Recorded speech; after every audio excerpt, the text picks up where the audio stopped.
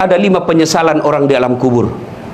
Satu diantaranya, ketika sudah dia gosok meninggal arwah, dia gosok matanya, dia buka, kata dia, saya di mana? Kau sudah meninggal, dah saat. Saya sudah mati. Iya. Ya Allah, hidupkan saya kembali, hidupkan saya kembali ke dunia, sekejap saja, kira-kira 1 menit lah kalau boleh. Ya Allah, kembalikan saya ke dunia. Untuk apa? Solat? Bukan. Puasa? Bukan. Haji? Bukan. Saya hanya ingin berkata, ya Allah, semua hartaku aku sedekahkan fisabilillah. Kenapa bukan minta solat? Karena solat hanya bisa dapat pahalanya ketika kita masih solat. Haji hanya bisa kita dapat ketika kita haji. Puasa hanya kita dapat ketika kita puasa. Tapi sedekah, meskipun sudah tulang belulang hancur, kita tetap mengalir. Itulah yang disebut sedekah jariah. Keliru Bapak Ibu yang Allah kasih rezeki, Bapak tidak bersedekah. Keliru. Dan alhamdulillah, makin bersedekah, Allah makin ganti. Maka almarhum almarhumah, insya Allah lapang kuburnya karena ada sedekah beliau. Yang ketiga, yang akan menolong kita di alam kubur adalah ilmu yang bermanfaat. Almarhum almarhumah, beliau suami istri, tokoh pendidikan. Itulah ilmu yang bermanfaat. Ketika diajarkan ilmu hukum kepada mahasiswanya, diajarkan tentang keadilan, lalu anak mahasiswanya menjadi pengacara yang membela dan menegakkan keadilan, selama itu juga amal-amal akan mengalir.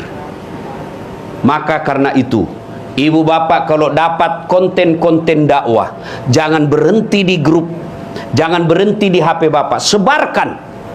Bapak punya 10 grup WhatsApp, satu grup 100 orang, kirim, 1000 orang yang terima. Kalau ada yang mengamalkan 5 orang, selama 5 orang itu amalkan, bapak dapat pahala seperti pahalanya penceramah tanpa mengurangi pahala penceramah. Ilmu yang bermanfaat adalah yang bisa menyelamatkan kita di alam kubur. Inilah 3 yang akan terus mengalir meskipun kita sudah di alam kubur, bahkan sudah habis tulang belulang kita. Anak yang soleh dan soleha, sedekah harta, kemudian ilmu yang bermanfaat. Dan orang yang ada di alam kubur sekarang masih transit, belum sampai surga, termasuk Rasulullah Muhammad SAW. Dan siapa yang paling menderita di alam kubur? Kata Nabi, orang yang paling menderita di alam kubur nanti adalah al-mutahawilu bis sholah, yang menganggap enteng sholat. Saya mau tanya, bapak-bapak, kalau pergi merantau ke Sulawesi Selatan, ternyata bapak tidak nyaman di Sulawesi Selatan, ada pilihan? Ada? Ada. Balik lagi ke Jakarta. Saudara-saudara dari Jawa merantau ke Sumatera, ternyata di sana tidak bagus, ada pilihan? Ada. Balik lagi ke Jawa, mangan orang mangan, yang penting ngumpul. Iya. Iya toh? Bapak-bapak kalah pil caleg, ada pilihan? Kalah pilpres, ada pilihan? Ada. Tunggu lagi 5 tahun yang akan datang, kita tanding lagi. Ya, tidak disenang sama gubernur, ada pilihan? Ada. Apa? Pensiun dini. Selesai urusan, biar ada di situ kita lewat. Bukan lagi gubernurku. Iya kan? Ibu-ibu, suami cerewet, suami kasar, ada pilihan bu? Ada. Pulangkan saja aku pada ibuku atau ayahku. Selesai.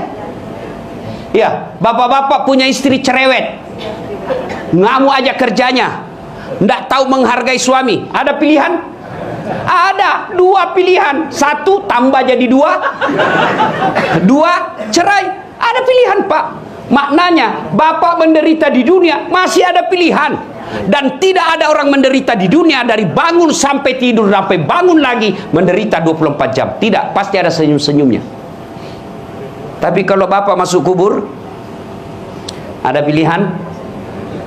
Ibu-ibu masuk kubur, ada pilihan? Nggak nyaman pertanyaannya, keluar dulu. Begitu bapak keluar, viral satu dunia pak. Ya. Dan siapa orang menderita di kubur? Al-mutahawil bis sholah, yang menganggap enteng sholat.